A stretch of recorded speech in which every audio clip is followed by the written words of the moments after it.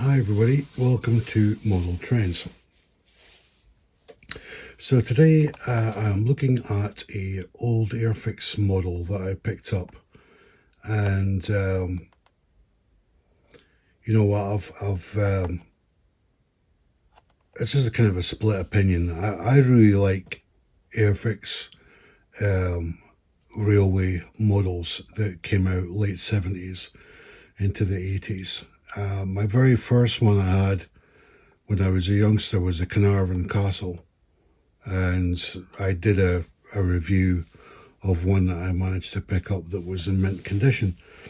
And since I've been picking up the odd one or two of these, even now, you know,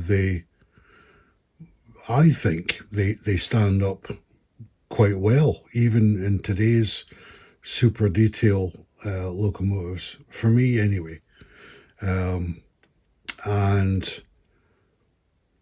I've been quite blessed with the ones that I've managed to either get or it's been simple fixes. Now, the Pendennis castle is one that I've never had, but I quite fancied getting a Windsor castle, which is one of the castle class locomotives. Now, the Windsor castle, as far as I'm aware, was only ever done by Wren.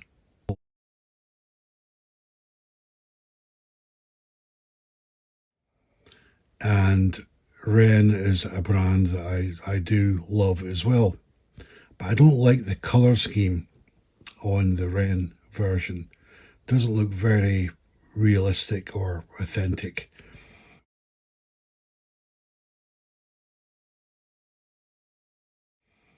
So, in my wisdom, I thought, well, do you know what? I'll get a Pendennis castle and then I'll just rename it with the correct running number, etc., that it would have had back in the day. And then to my mind, you know, if we look at this particular example, it's in a dark green with a late crest British Rail totem on it. For me, this would be more realistic. And now this particular model, I'll show you the end of the box there. British Rail 460 Pendennis Castle. And the Airfix number was 54125-5. Airfix Railway System 00 scale. Now, like I said, I do love these things. Now, when I bought this one second hand, I don't have to tell a lot of you this, but you've got to study the pictures carefully. And sometimes, you know, sellers are not, let's say, truthful. But this particular one, the guy did say that it had issues. So I'm expecting this possibly to be a non-runner, and it's going to be a fix-em-up. So, and you can never tell with these things what you're going to get. So, yeah, let's take out the box. This was the original sort of colour scheme that Airfix did when they launched their railway system, ready to run models. It was this sort of blue colour scheme. And these were made in Hong Kong. And then in the 1980s, they brought back the manufacturing to the UK. I don't know the ins and outs, the full reasons for that. But then it became GMR, and then the boxes were a sort of wine and yellow colour.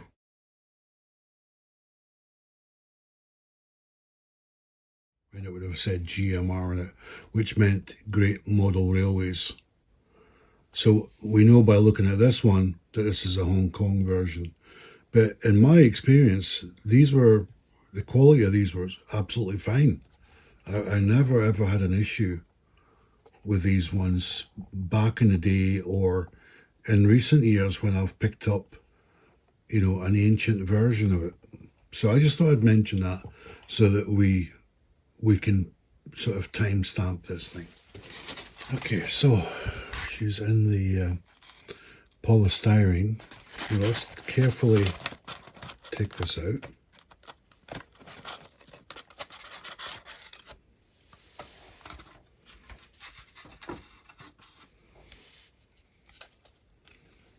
Okay. Now, one of the things you've got to watch with these models is the plastic deteriorating over time. And because these models are over 45 years old,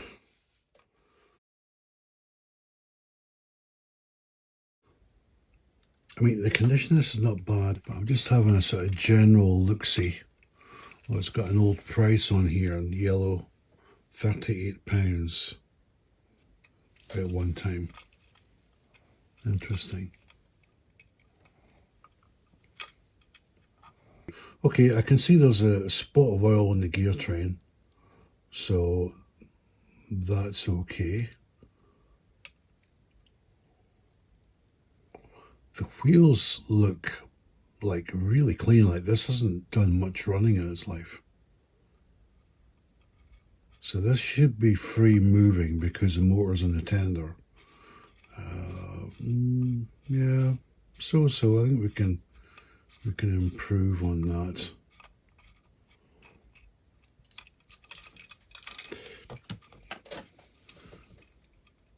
Okay, there's a slight piece of the handrail is loose. Let's have a quick look at that and see what's going on now. Okay, needs a little bit of attention, but nothing major. Okay, what I think we'll do is, there's just some like bits of polystyrene in here, and I think we'll oil these wheels because yeah, it's not as free as it could be. Okay, let's get it into the maintenance cradle.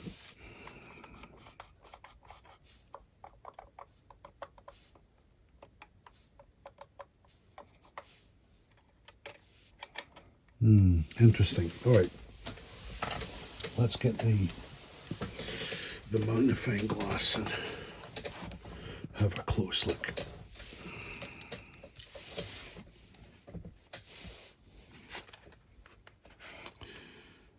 Airfix made in Hong Kong. The plastic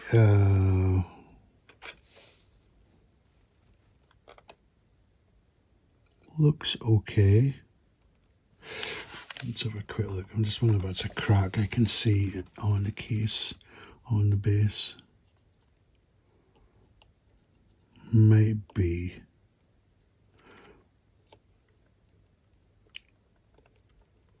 It's either it's a scratch, I'm not sure. Yeah, there we go.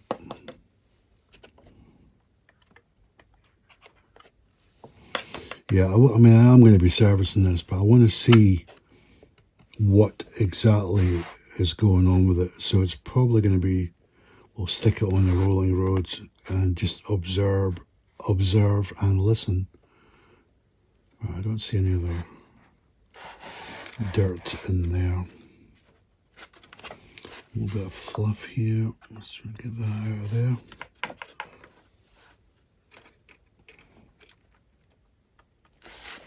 All right.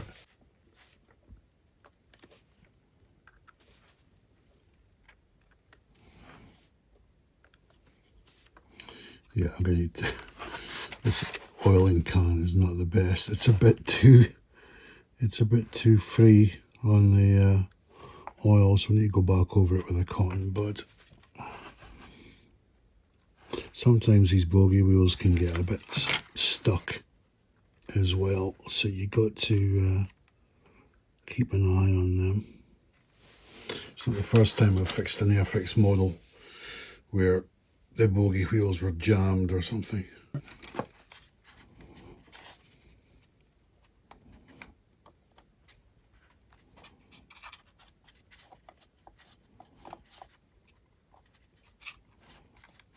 Well, as I say, I suspect this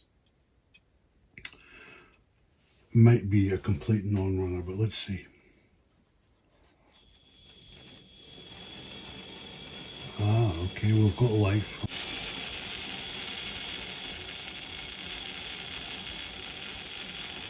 It's funny, I did think that when I was looking at it earlier. I thought these wheels don't look quite right. Okay. Let's see where this is going to come out. There we go.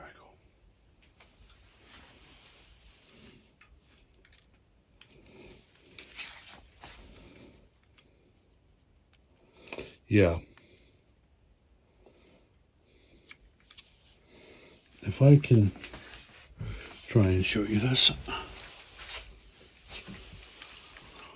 On here, we've got traction tires on the right side of the tender.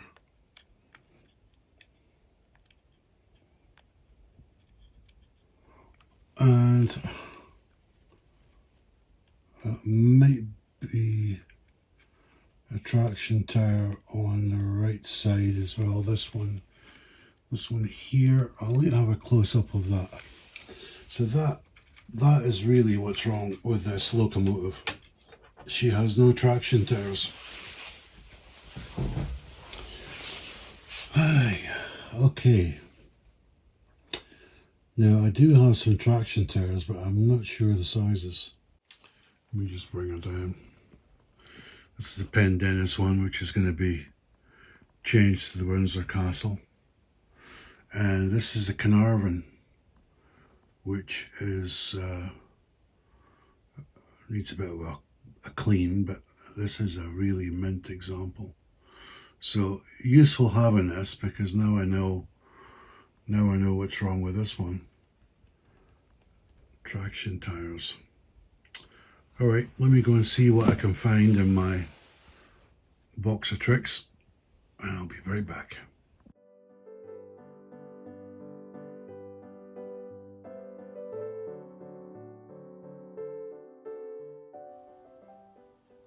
Well, unfortunately, as I mentioned there, the traction tires I have are not quite the right size.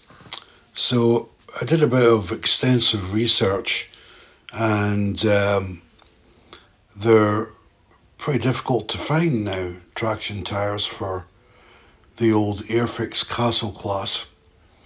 I spoke to Harbour Hobbies in Edinburgh, and cut a long story short, they tipped me off to speak to Peter Spares. So I just phoned them up, and they were fantastic. They did some cross-referencing with some of the various Hornby models that they released, which were based on that initial tooling, and they managed to marry it up and find traction tires. So I've ordered 3 packets of 10.